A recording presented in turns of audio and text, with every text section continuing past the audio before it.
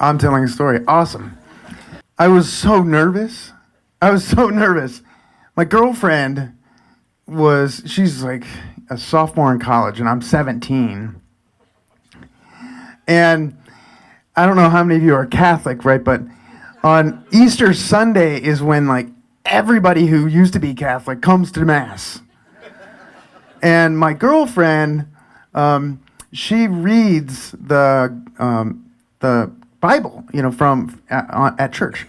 There's two readings in a Catholic Mass. There's the first reading, the second reading, and then the third one is the gospel, and the priest takes care of the gospel reading. So Michelle, for years, has read from the Bible, and she convinced me that on Easter Sunday, it was my turn to debut as a guy who does one of the readings.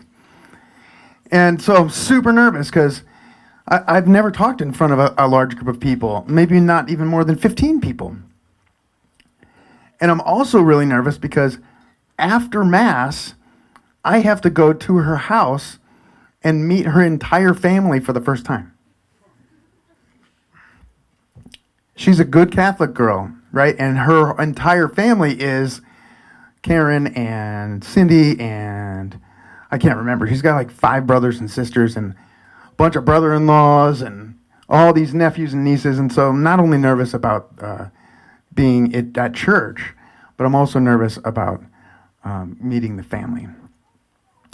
And so I finished the reading. I don't remember what the sermon was. The other thing that you need to know about this day is I also was driving a car that I bought with my own money, my first car. It was a 1978 Datsun 510. Some of you know what this car looks like. It's a beater. I think I paid $800 for it with money that I saved from my paper route. And I had to get a loan. I could have bought it for cash, but my dad said, you need to build up your credit, so you should take out a loan and just pay it off on time. And I always try to do what my dad says because I want to make him proud. And so I have this car, I'm making payments on it, and it's raining. Remember what it was doing here in Missoula 2 hours ago? Yeah, it was doing that. It was pouring down rain. I get out of church. I look around. I see all my friends. They're like watching me go to my car. I'm like, yeah, I got a car. But I'm really thinking, like, what am I going to say to Captain Anderson, her dad? What am I going to say to her mom? She wants me to call them mom and dad. We've only been dating for like 4 months. I'm not going to call him that. I end up calling him that. But not that day, because what I'm thinking about is, what am I going to say? What am I going to say? And I'm getting in my car, and it's raining, and I'm looking around, and you know that smell of rain? I can smell that, and I'm trying to relax. I'm trying to breathe. Just breathe. And I get in the car, and I look both ways, and there's a parked car over here, and there's like a kind of a curved corner, and there's nothing over there. I can't see anything at all over there. And I have to turn left. And so I look again, and that parked car is still there, and I turn left, and that parked car is actually going about 40 miles an hour and smashes into me, T-bones me, and bends my car into an L shape. And my car spins around in the road, ends up in the other lane going the wrong way. And my dad's a cop, too. So I'm thinking, oh, great. Now the entire police force is going to know what happened. This is awful. This is the worst thing that could happen ever. And so I'm standing in the rain, totally soaked, waiting for the police to come. No one around is coming to help me or like let me sit in their car out of the rain. They're all staring at me and getting in their car and driving off to their Easter dinner.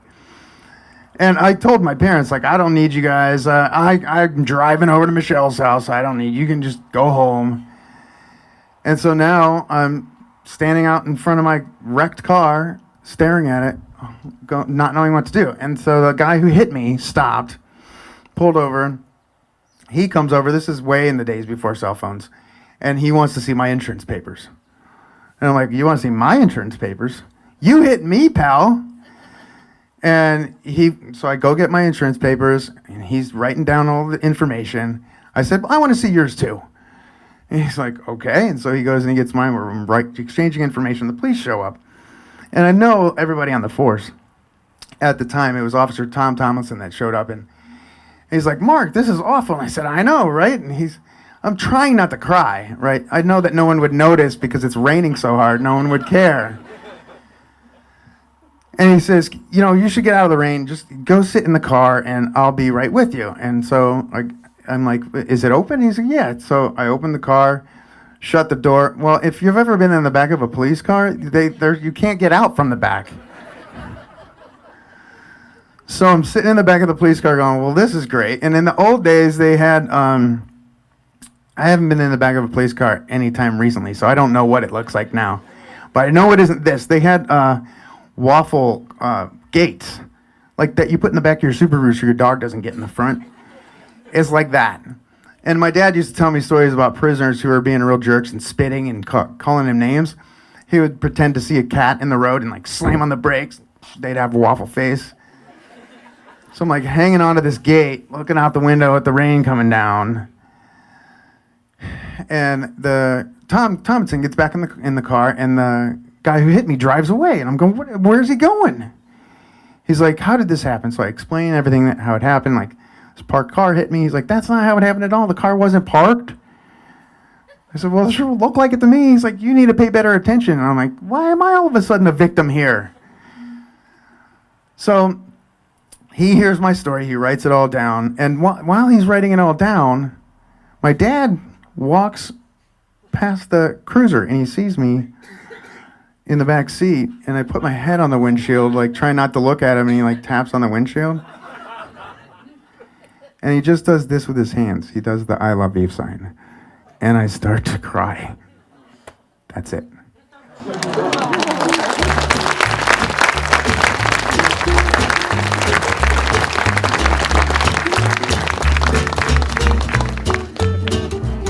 Hey, I always tell my storytellers not to say that's it, but I was almost crying, so that's